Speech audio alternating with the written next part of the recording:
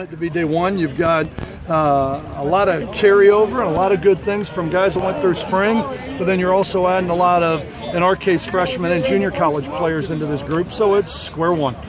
It's day one, but I like the way they came out here. You got 110-degree heat index, and you're out here for 2.5 hours out here practicing. I like the way they're working right now, but still a long way to go, and you're not really going to be able to evaluate where we are and evaluate a lot of the underclassmen until we can put pads on them and find out what it's like when we're not playing in our underwear and we're actually playing in football pads. So these are valuable days. They're important days to teach and start to put things together, but the evaluation days will come when we really start to practice in pads. On a day like today when it is so hot and humid, you really can look at the conditioning from the offseason. Are you happy with where everybody is? Yeah, there's a couple people that didn't pass the conditioning test that still have some work to do.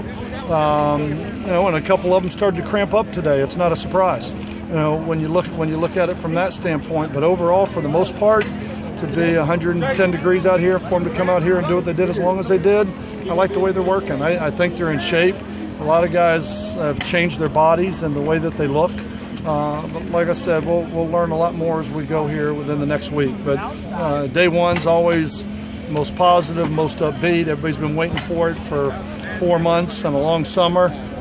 We'll find out what the attitude and everything is like when we get in the middle of 2 days. That's when we'll really start to evaluate where we are. What's the secret from y'all's perspective as coaches to keep the energy up tomorrow and the next days and the next days? Every day. I mean, that's what we talk about. That's the challenge we have. Good. That's the challenge we have is we got to win today.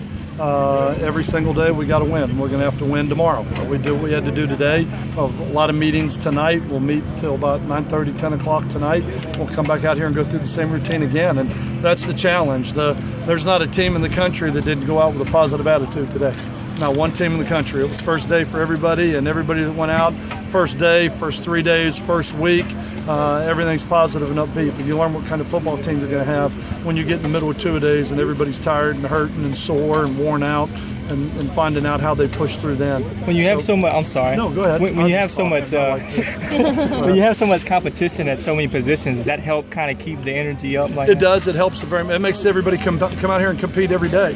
When you know the guy behind you is good enough to step up and take your position, you can't take a day off. And so, yeah, I think that definitely helps. It helps morale. It helps guys in the meeting rooms. Guys pay more attention to learn their assignments because they're competing for jobs.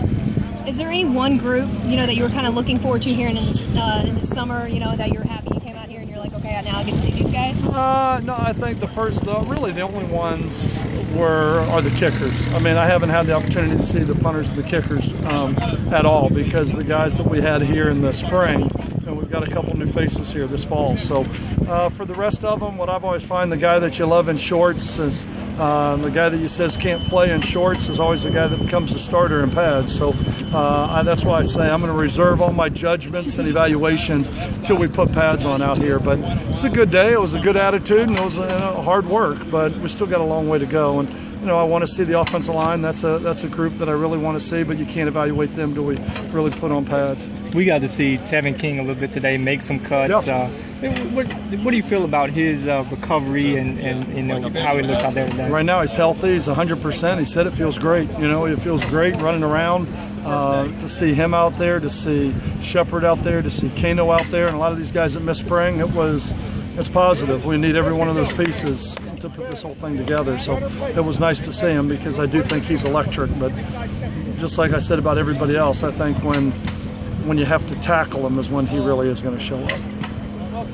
Anything else? Thanks, Gil. Thank you.